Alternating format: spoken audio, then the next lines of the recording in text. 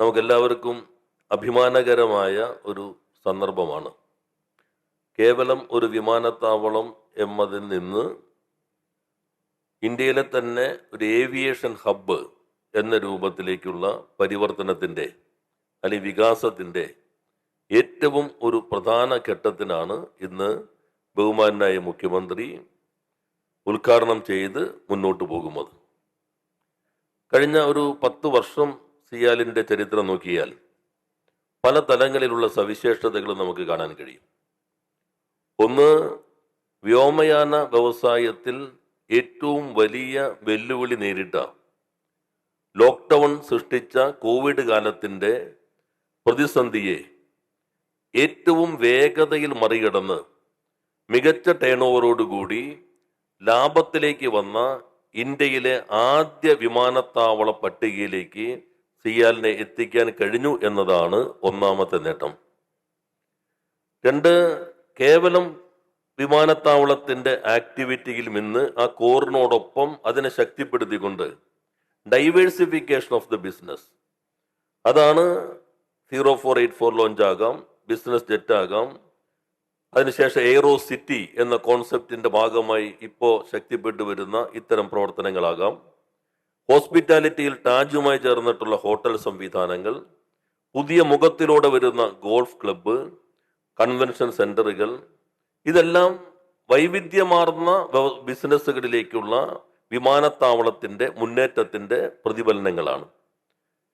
മൂന്നാമത്തെ ഘടകം, ഈ വളർച്ച ലാഭം എല്ലാം നേടിക്കൊണ്ട് മുന്നോട്ട് പോകുമ്പോൾ ഇതിൻ്റെ ഓഹരി ഉടമകളുടെ താല്പര്യങ്ങളെ ആകെ സംരക്ഷിച്ചുകൊണ്ട് ഏറ്റവും അധികം ഓഹരിയുടെ ഡിവിഡൻഡ് നൽകുന്ന കമ്പനികളിൽ ഒന്നായി സിയാലിന് മാറാൻ കഴിഞ്ഞു. 50% ഡിവിഡൻഡ്, ഏറ്റവും ഉയർന്ന ഡിവിഡൻഡ് നൽകുന്ന സ്ഥാപനമായി സിയാലിന് മാറാൻ കഴിഞ്ഞു. ഓഹരി ഉടമകളാകെ ചേർത്ത് പിടിച്ചുകൊണ്ടുള്ള പ്രവർത്തനം. 4, ആ പ്രവർത്തനം നടത്തുമ്പോൾ ജീവനക്കാർ, ഓഫീസേഴ്സ് അവരുടെ എല്ലാം ശരിയായ ന്യായമായ താല്പര്യങ്ങൾ സംരക്ഷിച്ചു. കഴിഞ്ഞ ദിവസം സിയാലിൻ്റെ സബ് കമ്മിറ്റി അംഗങ്ങൾ എല്ലാവരും ചേർന്ന് എല്ലാ ട്രേഡ് യൂണിയനുകൾ, അംഗീകൃത ട്രേഡ് യൂണിയനുകളുടെ യോഗം ചേരുകയുണ്ടായി. അവരെല്ലാം പറഞ്ഞത് ഈ കാലയളവിൽ അവരുടെ പ്രധാനപ്പെട്ട എല്ലാ ആവശ്യങ്ങളും അംഗീകരിക്കപ്പെട്ടു. അത് ചിലപ്പോൾ ഷിഫ്റ്റ് സംവിധാനത്തിലെ മാറ്റമാകാം, പ്രൊമോഷനാകാം, ഗ്രീവൻസുകൾ കേൾക്കുന്നതാകാം. എന്നാൽ അതിനേക്കാൾ പ്രധാനം ഔട്ട്സോഴ്സിംഗ് നടപ്പിലാക്കേണ്ടി വന്നു. ഇവിടെ കാർഗോ സർവീസിന്റെ ഔട്ട്സോഴ്സിംഗ് നടപ്പിലാക്കുമ്പോൾ എല്ലായിടത്തും അത് ആളുകളെ പുറത്തേക്ക് വിടുന്ന രീതിയിലാണെങ്കിൽ ഒരു സ്ഥാപനത്തിലും ചെയ്യാത്ത രൂപത്തിൽ അവിടെ നേരത്തെ ജോലി ചെയ്തിരുന്ന ആളുകൾ ഏത് ജോലിയാണോ ചെയ്തിരുന്നത് അതിനേക്കാളും മികച്ച ജോലിയിലേക്ക് ക്വാളിഫിക്കേഷൻ അനുസരിച്ച് ട്രെയിനിങ് നടത്തി ഉയർന്ന തസ്തികകളിലേക്ക് ഡിപ്ലോയ് ചെയ്ത് ഒരു ഔട്ട്സോഴ്സിംഗ് നടത്തിയ ഇന്ത്യയിലെ ഏക സ്ഥാപനം ഒരുപക്ഷെ സിയാലായിരിക്കും. അതാണ് ജീവനക്കാരെ ചേർത്ത് പിടിച്ചുള്ള പ്രവർത്തനം എന്നുള്ളത്. 5, ഓഹരി ഉടമകളെയും ജീവനക്കാരെയും മാത്രമല്ല, ഈ എയർപോർട്ട് നിർമ്മിക്കുന്നതിന് തുടക്കത്തിൽ ത്യാഗമനുഷ്ഠിച്ച സ്ഥലം ഉടമകളുടെ എത്രയോ കാലമായി നിലനിന്നിരുന്ന വളരെ ന്യായമായ പ്രശ്നങ്ങൾ. ചിലര് അന്ന് ഇവിടെ സിയാലിൽ ജോലി കിട്ടി, മറ്റൊരാൾക്ക് എയർ ഇന്ത്യ ജോലി കിട്ടി.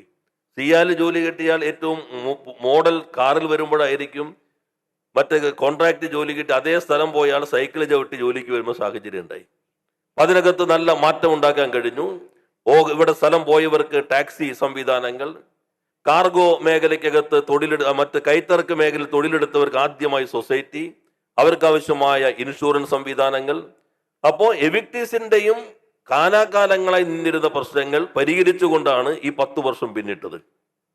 6, ഈ കാര്യങ്ങളെല്ലാം ചെയ്യുമ്പോൾ എയർപോർട്ട് പ്രവർത്തിക്കുന്ന ഈ സ്ഥലത്തെ ജനങ്ങളുടെ പ്രശ്നങ്ങൾ അഭിസംബോധന ചെയ്തു.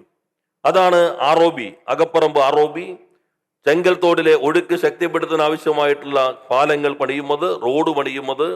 അപ്പൊ നാടിനെ ആകെ ചേർത്ത് പിടിച്ചുകൊണ്ടുള്ള വികസനം, അതാണ് ഇന്ത്യയിലെ ലോകത്തിലെയും ഏത് വിമാനത്താവളങ്ങളിൽ നിന്നും സിയാലിനെ വ്യത്യസ്തമാക്കുന്നത്.